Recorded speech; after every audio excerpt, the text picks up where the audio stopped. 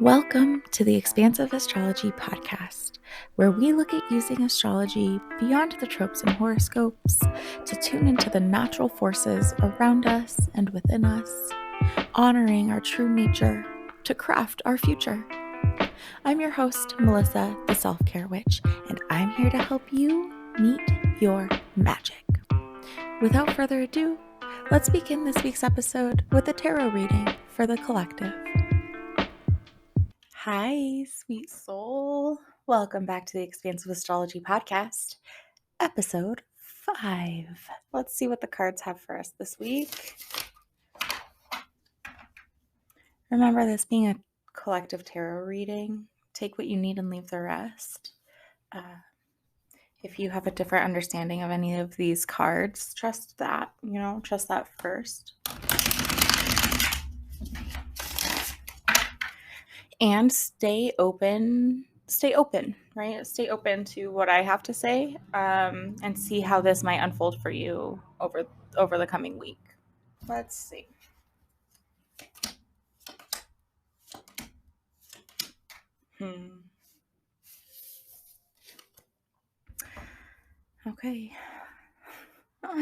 Okay, so what's present for us is the Hermit, supported by the Page of Swords. That's interesting. I really like that. Okay. So the Hermit is ruled by Virgo, which is ruled by Mercury, and Gemini is ruled by Mercury. So that's just interesting to note.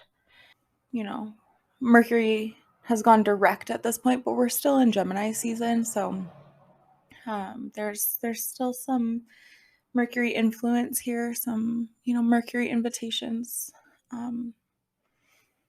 which in a lot of ways kind of has to do with how we move in the world, how we communicate, how we think, how we express ourselves, how we make things happen in the world. And so the Hermit is related to that. Now, a lot of people will pull the Hermit and kind of the stereotypical idea of that it's like a call to isolate, to really turn inward, to I don't know. What do people say about the Hermit besides like that it's a time to kind of hide or to be alone? And that can be true. That might be true for you. And that's like fine. That's totally fine. And if that's what's resonating with like for you this week, roll with that. But to take it just to take it like a step further, the Hermit really is like an invitation for us to slow down and like trust the divine timing of life. There's like a very mindful, slow, trusting energy about the Hermit. In how I read it, there's not a lot of ego there, and I think in the stereotypical, really common reading of the Hermit, where it's like trust yourself, like you have the answer to your questions, like turn inward. It's all very like you go into your cave and trust only you. And that that can be really beautiful. I kind of like that message, to be honest. Being like I think it's my Pisces moon is showing. But the way I read it, like there's no like ego in the Hermit. It's very mindful, very quiet. And to me, when I hear like the answer, like when I hear like the you-ness of the common reading, that just doesn't resonate with my understanding of the Hermit, who, while the Hermit like has this great knowledge and this like vast knowing, and there is like this very poignant message of like trust, get quiet and trust. I don't think it's so much about like what's right, like trust yourself, listen to your heart, I think it's more like be quiet and curious. It's less like and more like, are you willing to listen? guess, I don't know. I hope that makes sense. Um, we're being reminded that we can only ever be with what is. We can only ever be with what is, and the more we try to get out of what is, the more it like persists. You know, the Hermit has this lantern, and I really like how Lindsay Mack says like the Hermit is only ever with what is being illuminated by their lantern. What is right in front of you? What is being illuminated to you right now? What is being true? What is true to you right now? So I think I want to come back to what I was saying about like, it's not so much about like, it's kind of more like, will you see? Can you listen? Can you be quiet and listen? And like, so I feel like the Hermit too is kind of this reminder or invitation to set our preferences aside, set our ego aside, and be with what is. Be with what is here. We have a choice, right? We can always choose to do that. And it doesn't mean our preferences were bad or shouldn't have existed or need to go away. But in this moment, when we're in a hermit moment, it's a call to maybe put our preferences in the passenger seat or the back seat and be with what is actually here. What is it like to be present right now? Can you be present right now and ease into a sense of trust, a trust that you do have all that you need and that things will become clear to you in time? And you have what you need right here, right now. You have what you need right now. There's kind of this, the Hermit has this strength of knowing when to zoom in and when to zoom out. In some situations, it's really useful to kind of zoom out from where you're standing and like look at the bigger picture of things. Sometimes that perspective shift can be so useful. And other times it's more useful to zoom in and really just be with what is present. And in this 4-card spread, we actually have 2 different invitations into that. So I hope you're willing and ready to practice mindfulness this week because that's what the cards want. But anything else to say on the Hermit? Can you be open to surrendering to what is present? Any major arcana card is an invitation to surrender. It's just kind of a nod that like, hey, this energy is here. Can you kind of open yourself to it and lean into it and surrender to where it's wanting to take you? So I don't read the Hermit as like this idea that we need to isolate necessarily, but more so like, can you surrender to the medicine that the Hermit brings, which is a reminder to zoom in to what is right in front of you, to what is present, to what you can work with. Zoom in and like only move from there and trust. Just to reemphasize the call to trust that things will become clear to us in time. Things will be illuminated to us in time, but we have to be willing to be with what is being illuminated to us. Like, don't get too ahead of yourself, you know? And I think that's like such a stabilizing, what do I want to say? That's just such an interesting energy to have along with the Page of Swords. So the Hermit is what's present for us, and supporting that underneath that is the Page of Swords. So the Page of Swords is ruled by Aquarius. So we kind of have this Fool energy here. Remember that the swords are all about brain chemistry, how we think of things, our internal narratives. And oftentimes the pages kind of get this reputation of being underdeveloped or like novice or naive, immature. And in some ways, I mean, the pages are like a student, and we don't get to the pages until we've been through ace through 10. Like the page has been through an incredible journey moving through the entire suit of swords. And now here they are, a page, and they are wielding the sword in a way that we don't see in the other cards. This page is, actually holding the sword in like the appropriate manner. They're ready to use it. I think I am just going to verify that what I just said is true before I move on.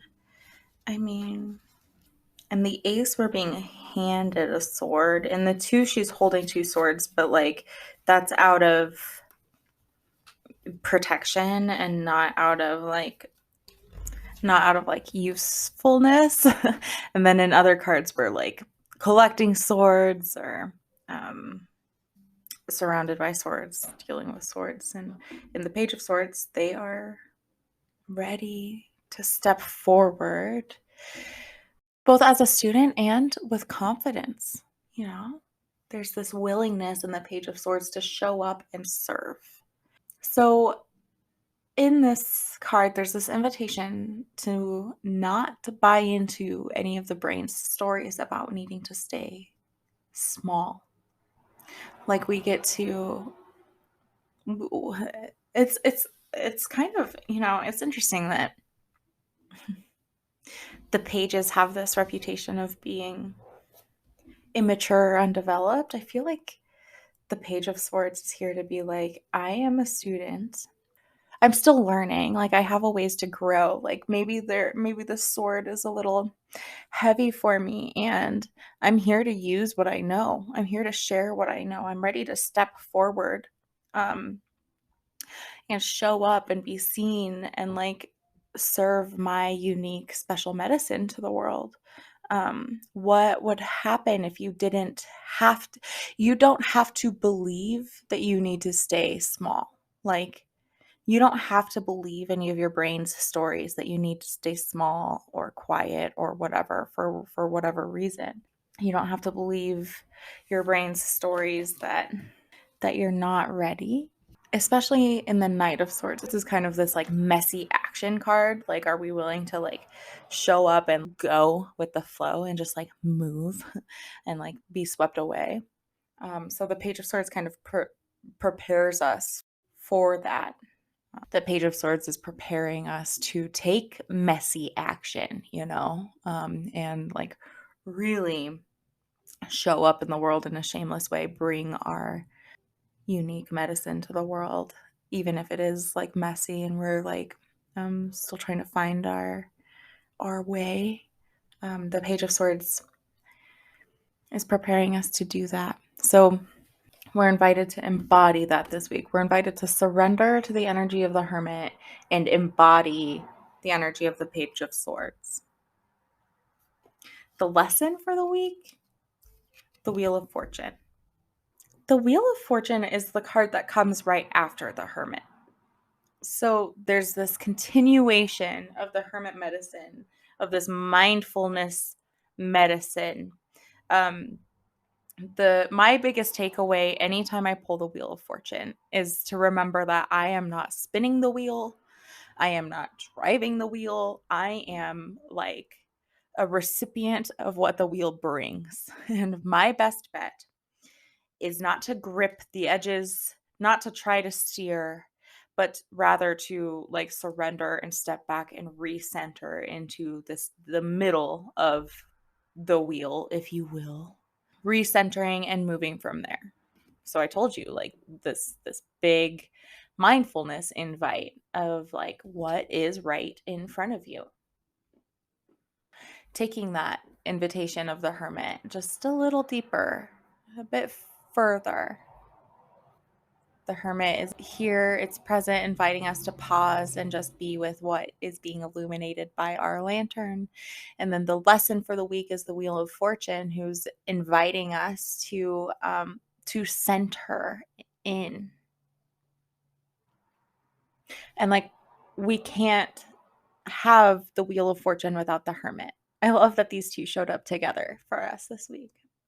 Both of them are like inviting us to come back to center.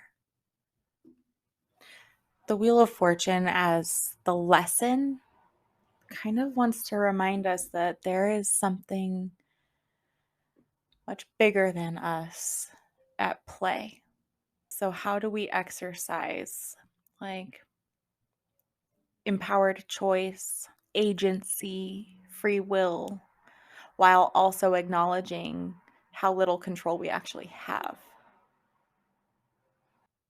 How do we deal when there's just knowing that there is so much outside of our control, so much outside of our perception? There's so much outside of what we can even fathom or understand that is at work. How do we work with change? How do we work with things when they are in flux? How do we work with that wisdom of knowing what we do have control over and what we don't have control over? How can you stay in your center and go with the flow without trying to rush anything or force anything or control or how can you stay in your center and keep your ego in check? How do we work with our very human need for control? How do we work with our distaste for resistance? How do you work with surrender and time? How do you cope when things aren't unfolding the way your ego or your brain would like them to unfold, or if they're not unfolding in a convenient way? How can you center in and surrender to that? And, stay in your power, even if you have no power over the thing, right? And the Wheel of Fortune is ruled by Jupiter, which is like commonly known as like a planet of expansion and good luck. And I only mention that in case your brain is like, surrender? What the fuck? There's no way I'm going to surrender. How am I supposed to surrender? Well, does it help to know that that card is ruled by a benevolent planet? Maybe, maybe not, but there you go. And then what to anchor into for the week is the Four of Swords, which is like an invitation to rest. In a lot of ways, it's an invitation to get quiet and like an invitation into mental rest. And I don't mean, like literal rest, like take a day off or take a nap, right? Like that's not feasible for all of us. But can you find mental rest even in the chaos or the flow of your everyday life and your, obligations and however life looks for you? The anchor for this week is Four of Swords. So let's see, however life looks for you, can you anchor in with this idea of like mental rest? I think I pulled Four of Swords for one of the previous episodes. But this card is inviting us to take a break from engaging with our brain so much. Like we can take a break from what our brain might be inviting us into, right? Like again, I think I've said this before on the podcast. We can't always control what our brain does and what our brain invites us into, but we can choose whether or not to take that invitation. There's an invitation to like tend to the nervous system, to take a rest, to be with our swords, not bypassing anything, swords. We're with our brain, swords to the face. We're not distracting, we're not numbing, self-medicating, dissociating. We're not, trying to get rid of the swords, but how can you be with them and also still find rest? Any four card is like an invitation into boundaries, figuring out boundaries in a way. And, any sword card is about our brain chemistry, our thoughts, our narratives. So, how can you find some boundaries around your own thoughts, your own narratives? And if you struggle with this, you know, um, I highly recommend therapy. It can really help. I'm trained as a narrative therapist, so it's something that I am constantly like considering is how we can be with our brain and um, it kind of shift the narrative of our brain and whatnot. Um, so, so that's the collective read for the week.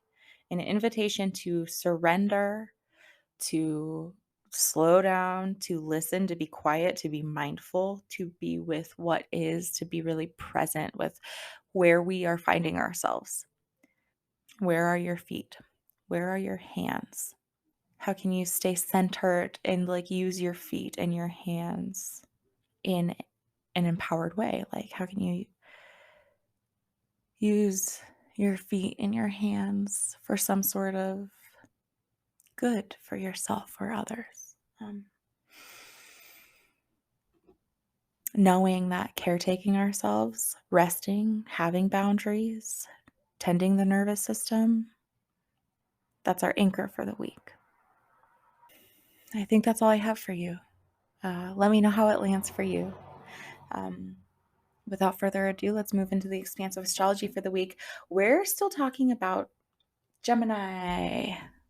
But before we do, I do want to just mention that I would love to have guest tarot readers on the podcast. So if you or someone you know is a tarot reader, even better if it is your business or if it's a part of your business, or if I can help you promote your business through the podcast, and you would be interested in doing a collective tarot reading, please contact me.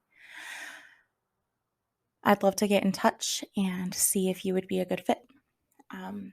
So that being said, let's talk about Gemini and the invitations of Gemini. So I was going to talk about the lovers this week and othering ourselves and mirrors and projection and transference and those things. And I know I said I was going to, so I'm sorry if you were looking forward to that. That will actually be next week because I felt very strongly, I was guided, I was told very clearly that I need to continue talking about the magician before we move on to the lovers. In the past couple of weeks, I've mentioned the magician uh, and our nervous system and kind of honoring our body as a channel, honoring our channel, tending to our nervous system, caring for our nervous system. And in the collective reading last week, even, there was the huge invitation to grieve and to allow ourselves to move through grief with the Five of Cups was pulled. And that's what this season is all about for me. Every Gemini season, this is what I focus on, right? Is magician energy, Mercury energy, the nervous system, our channel, embracing, the magician within me. And every year, I think it gets slightly more intense. Like the lessons go deeper and deeper and deeper, which is great. And like, whew, there's a lot to learn. She said so humbly and kind of overwhelmed. um, this has been the focus. It's kind of to be expected. And like those were the invitations last week.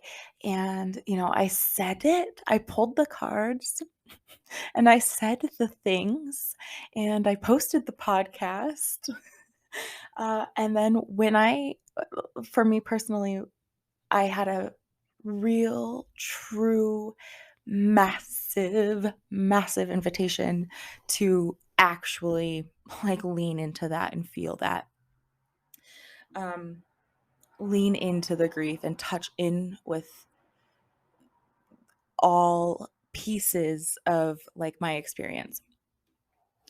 So this week, I um I don't exactly have anything new for you, but I want to take what we've already spoken about in Gemini season and take it a step further, take it deeper. And it's honestly, in some ways, kind of a difficult conversation to have because I don't necessarily want to get into like the specifics of what the many things that could be causing grief right now. But it's hard to have this conversation without doing so because what this conversation is centered around is feeling those things, saying those things, being with those things. I also pulled the Justice card last week, which is like a radical acceptance. It is what it is card. Like we have to look at what exists in order to move and affect any sort of change from there. And it's true. And it's one thing to say it, and it's another thing to feel it. And I hadn't realized myself how much I was not feeling until I really let myself go there um, and touch in with the full scope of experience. You know, there is so much injustice that we are faced with every day. There's so much pain, oppression, systemic injustices. There's price gouging going on for groceries and rent and like the mass shootings like every day. And I chuckle. I don't know why I chuckle. Why did I just chuckle? Like I can't even speak about it, you know? It's like unspeakable, but that's part of the problem. And when it's thing after thing after thing, like we have to do what we have to do to protect ourselves and to like maintain our mental well-being as much as possible. And I am a huge proponent for like turning off the news. Like it is important to have an idea of what's going on in the world, and also you don't need to know every headline. Like you don't have to stay caught up. You will you will hear about what you need to know. You will know what you need to know without like doom scrolling or obsessively checking the headlines. And unfortunately, like even if we're not checking headlines, the nature of how most of us exist these days, they pop up. They're placed in our face constantly. Uh, and we become desensitized. We have to. We have to desensitize ourselves to these things and like kind of numb out to these things. And it's the only way to cope for, you know, most of us. Uh and that's important. It's natural, it's important. I'm not here to say to stop doing that. And part of the invitation of Gemini, part of the work that it takes to really tend to our nervous system, part of the work that it takes to honor our body as like a channel, honoring the body as an oracle, part of that has to include feeling into those things. Like we can't always stay distracted, we can't always numb out. And sometimes it just happens automatically. I know it did for me, you know. I was aware of the headlines. I was aware of what was going on, last week. And I was not feeling my feelings about it. Not at all. I didn't have the capacity to. And that's okay. Like, I'm not sitting here saying to push yourself into those feelings. What I am here saying is that it's imperative. Okay. Emphasizing not to push yourself there, and also acknowledging that it is imperative that we feel all of it, that we feel the fucking grief and the hopelessness and the fear and the heart crushing pain of imagining the pain of our like brothers and sisters who are, suffering more than us. There's this interesting thing that happens when we're talking about like grief and pain and feeling and collective grief and trauma and tragedies and like these mass shootings and stuff. We tend to um have this weird relationship with these feelings. We have a weird relationship with permissioning these feelings. I hear people's, and it comes up for me too. This idea of like,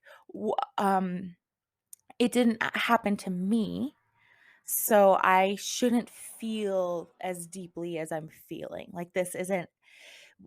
Sometimes we convince ourselves that it's not our pain to hold, and it's good to use discretion, and it's good to know when that is true. And I don't have to be a victim of a tragedy to touch in with the grief and the feeling and the horror and the very human, very have. I don't have to be a victim of the tragedy to experience feelings about the tragedy. And when my brain um, starts to minimize my feelings about the tragedy, I know I don't have to take those invitations. And in fact, in the spirit of honoring my channel and honoring like my human experience, and in the spirit of having an empowered and healthy relationship with my emotions, I am going to tap in with my sadness and pain, not making it about me. Again, there's discretion, and not like holding pain that is um, not taking on pain that isn't necessarily mine. You can have empathy without identifying with that pain. You can feel the pain and move through the pain without taking it on and identifying with it. And I think it takes like practice. It takes moving through it to learn that and learn how to do that. Resist the idea that we have to understand our pain or understand where it's coming from, or resist the idea that we have to permission it in some way. What would it be to allow yourself to just move freely through all that comes up for you? And everyone's relationship with their emotions is different, right? And our tolerance for certain emotions is different. Our responses, our reactions to when things come up, like, there's not a one size fits all, formula to emoting or to having a relationship with your emotions, to being a channel. There's not a one size fits all. So we each have to figure out who and how we are in the world, and how we respond to certain things, and how we can manage our responses while also honoring our responses and giving ourselves appropriate and healthy outlets for to have reactions and responses and emotions. So we use discretion. We listen to what's coming up for us in our body, in our brain, in our sweet soul. And it's like a process of learning as these things unfold, learning our responses, learning how to stay centered, learning how to stay empowered while having these responses, moving through this human experience, and having all of these responses, reactions, emotions, while staying in our center. There's a permissioning that has to happen. There's a flow that has to happen. We can stay numb and distracted and disconnected as long as we have to, really. And at some point, there comes a time, always, I'll be as bold to say 100% of the time for 100% of the people. I know that's bold, but I'm going to stick to it. 100% of the time for 100% of people, there will come a time where we have to face the thing. And whether that is like really direct, like, I don't know, I've been numbing or distracting from the pain of this breakup, and um, eventually there will be some sort of like face-to-face reckoning with the feelings regarding that breakup, whether it's like that clear or whether it's, a person who's shoving down their pain so much that and they're so disconnected from their pain that they would never actually identify it as pain, but they start having chronic health issues. Not all chronic health issues, not all health issues are caused by um, unresolved pain or unfelt pain or unresolved grief or trauma. Um, and that is a common consequence. It does happen. Like, our pain will be expressed in one way or another. Our grief will be expressed in one way or another. Expressed in the very literal meaning of the term of like having something come out. Hey, Google, define expressed. The definition of express is convey or squeeze out. And I guess that's the choice. Are you going to choose to convey what needs to be conveyed, or is it going to have to squeeze out of you? And when that happens, it happens in, irritation, arguing with people, like um, ego flare ups and imposter syndrome and anger, anxiety, lack of self esteem, difficulty feeling and expressing emotions. Those are all side effects or symptoms or consequences of unfelt pain, unfelt experience. And I want to emphasize again the importance of like setting our brain to the side when it comes to all of this and not necessarily needing to understand what is coming up for us or why, but rather having a willingness to like be with what is coming up for us and like with a curiosity and a willingness to let it move through us. Because when we're talking about the nervous system and how complex our system is and how it is constantly taking in information, interpreting the information, and making adjustments from there in ways that we are not conscious of, our system, our body, our channel is constantly working for us. And we have reactions to things for a reason. And I would argue that we don't need to know the reasons. And that can be really uncomfortable for some people. And I just want to honor that. Like, I'm a person who will cry and just like openly cry and just like willingly allow that to happen. And, I don't feel the need to understand it or explain it or apologize for it. And I know that's not the case for everyone. I wasn't always like that. Um, some of us are really uncomfortable with that, with feeling things, or especially when we don't really understand totally why. Um, uh, we kind of see feelings, especially uncomfortable or difficult feelings, as like problems to solve. Can I just so boldly tell you to stop? Stop looking at it that way. Stop thinking of it that way. See if rather than thinking of difficult feelings as a problem to solve, like, can you view it as just an experience to move through? And do yourself a favor and set up conditions in your life where you have full permission to do that. Whether that's, in your friendships, in your partnerships, or with a professional hired help like a therapist or a coach or an appointment with yours truly. This can be in tarot readings. This can be, in a shower once a week where you just kind of crumble to the floor. This can be breath work. This can be ecstatic dance. This can be whatever it needs to be for you. It can be a phone call with your mom. It can be a walk in the mountains. It can be Sunday morning church. It can be scream singing, you know, Taylor Swift on the drive home from work.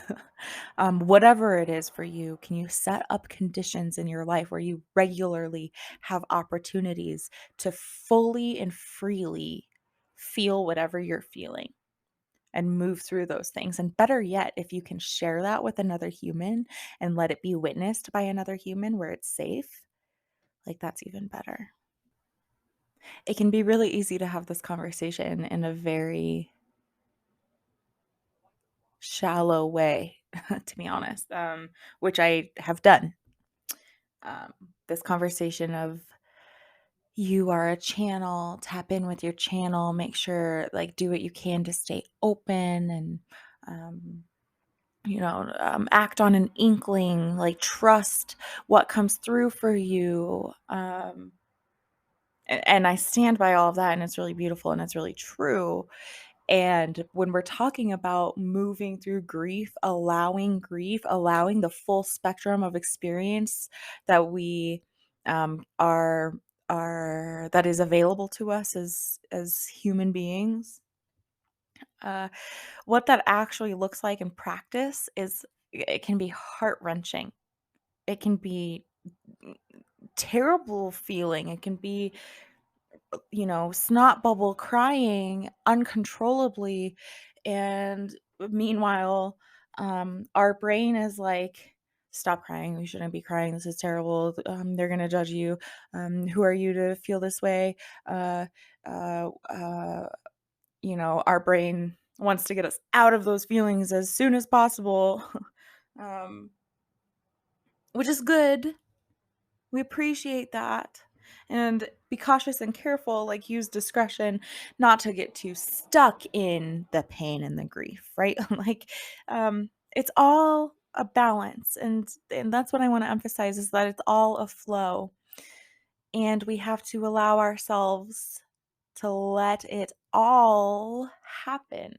We have to allow ourselves to let it flow and trust that we will move through it and we will come out of it, but we have to move through it. We have to touch in with the depth of our grief. We have to touch in with the depth of our heart. And I'm just going to say again, like, that sounds so beautiful and wonderful.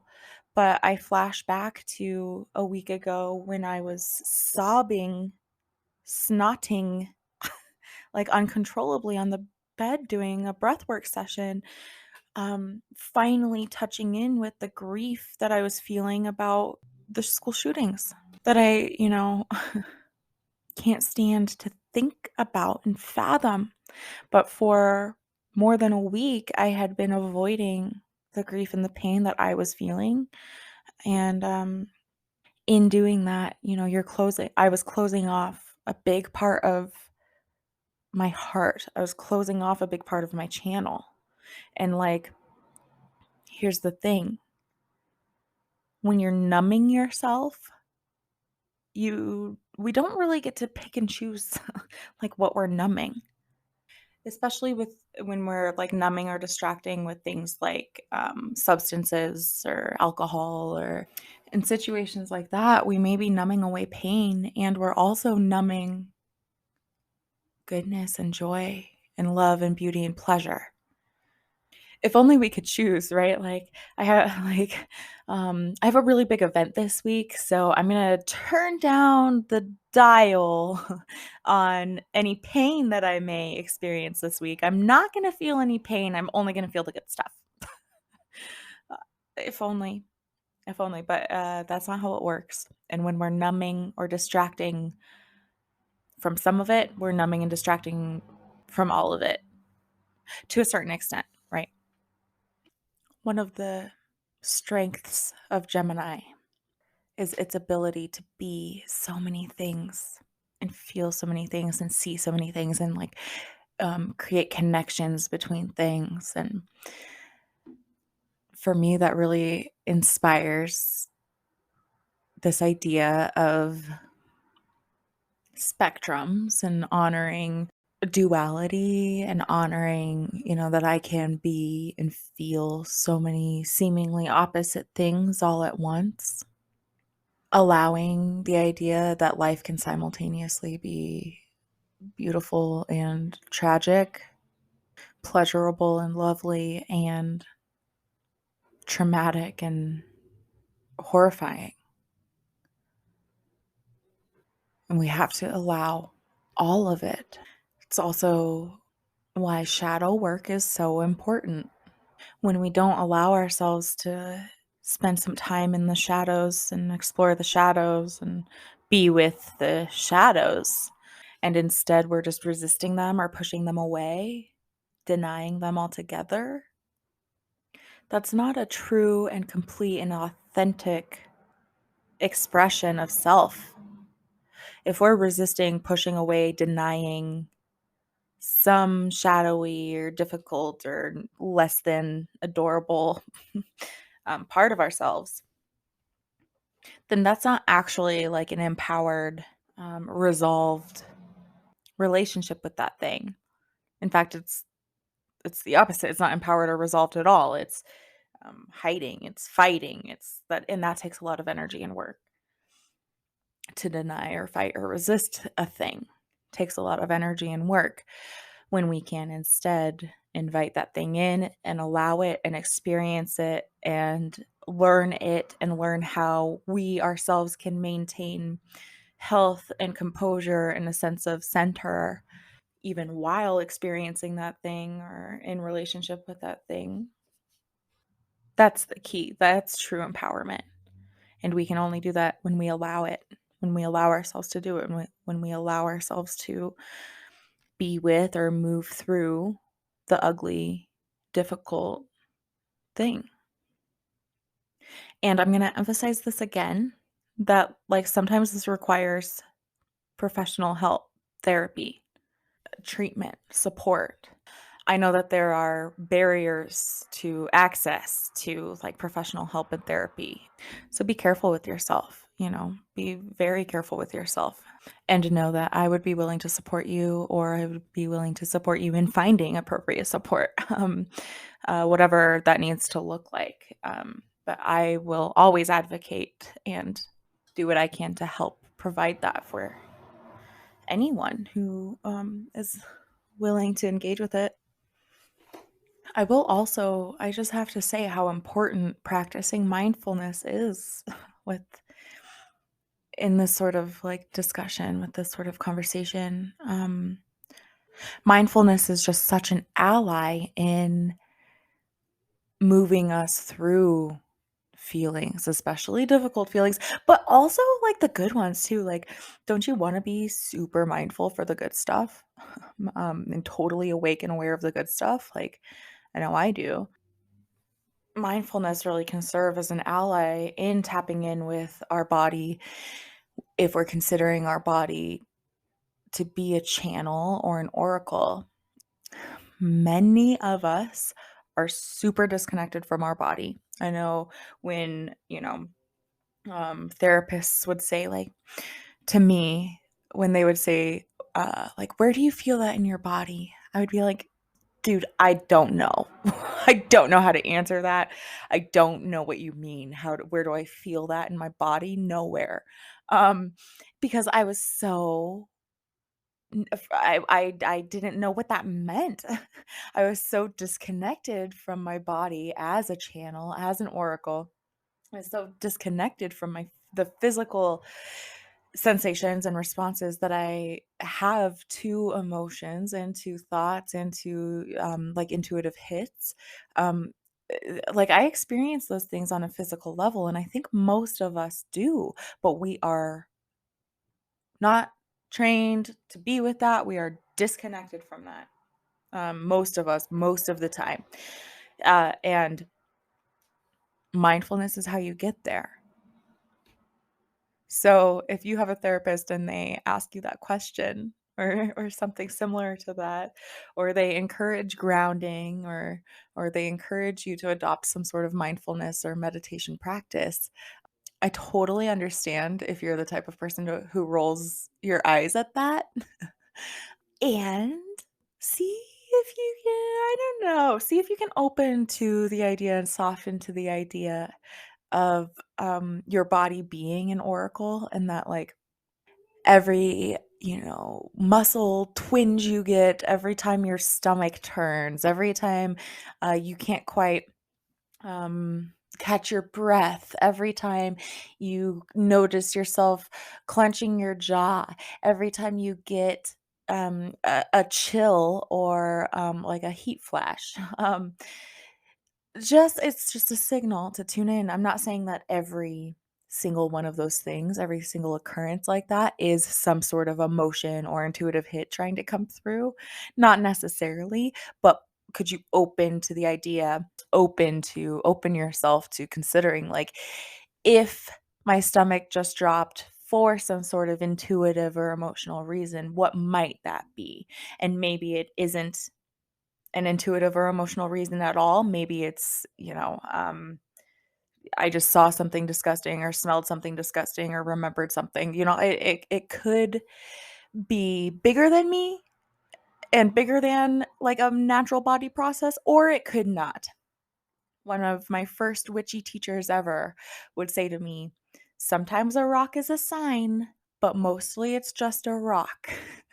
Which I remember and I so appreciate that idea. It keeps me from, you know, like seeking signs where there might not be one. So use discretion, be careful, open yourself to the idea that your body is an oracle full of it that is constantly receiving messages and hits and trying to communicate those things to you and adapt to those things. And um, what is it like to consider that and to just open to that? And how does it change your relationship with your body? How does it change your relationship with your reactions to things? How does it how does that idea maybe impact your willingness to stay mindful and stay open and stay in your body? And I know for me, there's like this desire to not miss anything, so like it keeps me, I struggle, I'll just kind of share with you, sweet listener, that like I struggle with dissociation big time. Like, I have to stay very actively present because I'm very prone to dissociating to varying degrees. And knowing that it's an active practice for me to stay in and with my body, to stay in and with my experience, because as I said, like I don't want to miss anything. I want to stay open to what my body, what my heart, what my guides, and what my mind might be trying to communicate to me or direct me toward or away from. And the only way I can do that is if I'm willing to stay open and with my body and my experience. And that means the good, the bad, and the ugly. So I really wanted to take this week's podcast to just kind of focus on that and reemphasize that, because I think last week's message of, I pulled the Justice card, I pulled the Five of Cups. I think last week's message was really great and really true. But then I think it was the day before I uploaded the episode, I had this significant grief moment where I really moved grief through my channel, and I was like, "Oh, this is magician work. Like this is a piece of the magician that I had never considered, because it didn't feel good. It wasn't cute. It wasn't fun. It wasn't something I would necessarily choose to repeat. And the part of the lesson is staying open to those experiences, knowing that I have to touch in with those darker pieces, those harder pieces, and I have to honor those pieces just as much as I honor the rest of it. So, let me know what you're taking away from this conversation. I'd love to hear different flavors of magician experiences. And next week, we will dive into the medicine of the lovers, which is ruled by Gemini. And I've been I've been waiting to talk about the lovers all season, and of course, it's going to be the last week of the season that it finally comes up. Also, 2022 is a lover's year, because 2022 in numerology is six, and the lovers is the sixth card. So we have a lot to talk about next week. Before then, I have a brief astrological forecast for you. On the day of this upload, the 7th, Tuesday the 7th, we have the waxing half moon in Virgo. So many people will say that like the waxing moon is about putting action to your manifestations. A lot of people will feel this like motivation to act. Of course, that isn't universal. So if you know, in the next couple of days don't resonate with that, you're like, where's my motivation? I'm not feeling motivation to act. That experience is totally, valid, normal. You're not missing anything. We all have different cycles that we move through. This is just the moon's cycle, and everybody's relationship with the moon is different. So that's kind of the common collective idea, but stay curious, stay open to seeing what comes up for you and um, how you want to work with the waxing half moon. Mercury enters Gemini on Monday the 13th. So Mercury will almost be complete with its shadow period. And we have a full moon in Sagittarius on the 14th, early in the morning. So we have a moon meetup on June 12th, Sunday, June 12th in preparation. It's 6 p.m. Mountain Standard Time. If you didn't know, moon meetups are a new offering from me. They're meant to be a consistent, reliable, affordable way for you to develop a lunar practice, a manifestation practice, a way for you to connect with yourself and connect with others and connect with me and connect with your body. I'm still learning and developing it into, what it's becoming, what it will eventually be. But if you're interested in experimenting in a moon meetup with me, I would love to have you Sunday the 12th, 6 p.m. Mountain Standard Time. You can register on my website or shoot me, contact me somehow to get the link to join. This full moon in Sagittarius is a super moon, which is when the moon is full or new. At the same time, her orbit is closest to the Earth. So a supermoon looks really incredible. Hopefully, we'll get clear skies and a nice show for this one. This is one of two supermoons This is one of two super full moons in all of 2022. So this being a full moon in Sagittarius during Gemini season, there's themes of like self-expression meets exploration. We're figuring out, we're experimenting with, we're exploring like the path toward authenticity. We're exploring the pathway toward a more authentic and sustainable way of being. I really think that's what Sagittarius is here to support us in. learning with this lunar event. So I'm really looking forward to this one. We'll see what comes up. Otherwise, that's all I have for you this week. I hope that it's been inspiring or helpful for you in some way. Please let me know. I would love to connect with you. Otherwise, I'll see you here next week. Bye. Now, before you go, let me keep your ear for just a moment.